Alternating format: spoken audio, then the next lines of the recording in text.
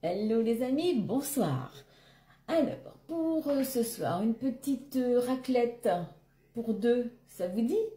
Enfin, bon, après pour deux, pour quatre, pour six, pour ce que vous voulez. Mais nous, ça sera pour deux. Mais nous n'allons pas sortir l'appareil raclette juste pour nous deux. Nous allons donc faire une raclette air fryer. Voilà, allez, encore un essai. On voit comment tout va dedans. Alors, j'ai fait cuire déjà des pommes vapeur, j'en ai 900 grammes, je les ai pesées, hein, parce que je les ai mis dans mon robot, c'est mon robot qui a cuit les pommes de terre. Ensuite, là pour l'instant, il me reste 2 tranches de jambon que j'avais sous vide. J'ai une barquette de fromage à raclette et j'ai du chorizo. Alors, on va faire notre raclette comme si on la mettait dans nos poêlons. Alors, moi, je vais la faire dans mon gros poêlon. Voilà. Alors, je vais faire déjà une couche de pommes de terre en rondelles. Dans mon idée, hein, parce qu'avant de commencer la vidéo, j'ai déjà vu comment j'allais faire. Je vais mettre une couche de pommes de terre, je vais mettre du jambon, jambon, chorizo et fromage. Et je vais refaire une deuxième couche. Bon voilà, allez, je commence avec la première. Bon alors voilà, bon, moi je fais ce plat, c'est pas avec un reste de raclette. Mais vous, si vous avez un reste de raclette, eh ben, profitez-en pour faire la même chose. Alors, si vous n'avez pas de air fryer, faites la même chose au four. Voilà. Bon, moi, ça ne m'empêche pas de sortir mon appareil raclette, même quand on est deux. Donc, vous pouvez le faire au four. Et j'ai déjà fait aussi une raclette comme ça, avec des restes de raclette, dans mon grill Alclad. Voilà, donc vous avez quand même 3 solutions. Alors, moi, ce que je fais, ben voilà, je fais un côté jambon. J'ai mis une couche de pommes de terre, avec un côté jambon, un côté chorizo. Parce que dans une raclette, comment on fait dans notre poêlon? Bon, on ne met pas les pommes de terre, ok.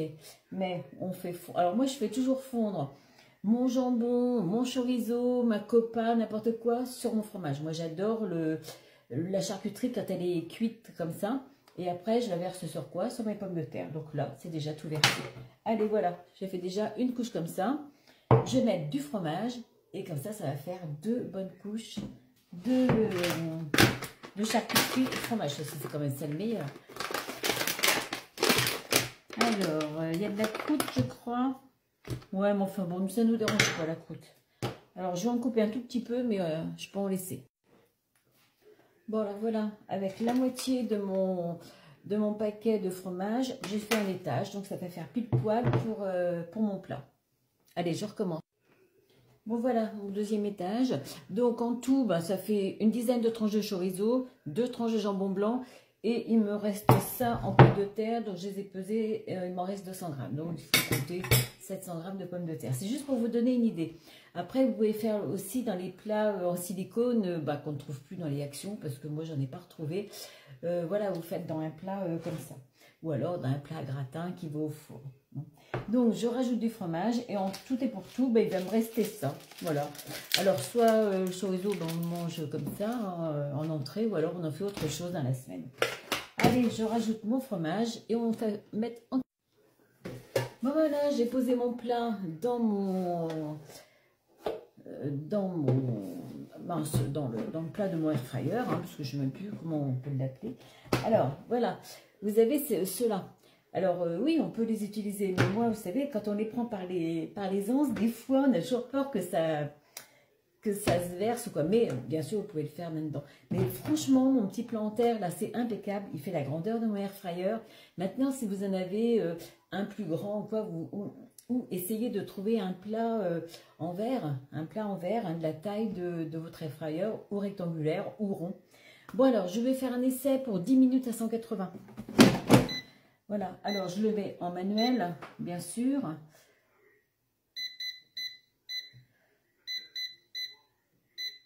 Voilà, donc je mets température 180, je le baisse. Parce que je préfère le mettre un petit peu moins fort pour qu'il ait le temps de bien chauffer. Les pommes de terre sont encore tièdes, mais bon, il faut quand même que le fromage qui est au milieu ait le temps de fondre. Alors, et 180, et je crois que j'ai vu 15 minutes. Allez, je baisse à 10 et je vais contrôler. Il faut toujours contrôler hein, quand c'est les premières cuissons, comme ça on ne sait pas. On aime bien quand même regarder au bout de 5 minutes où ça en est. Allez, c'est parti. Je vous dis en même temps la marque de mon air fryer parce que je sais qu'on va me le redemander. C'est pas que je ne veux pas vous le dire, mais je ne sais jamais comment il s'appelle exactement. Alors, évidemment, c'est à l'envers, c'est Russell Hobbs. Voilà, 5 litres 5.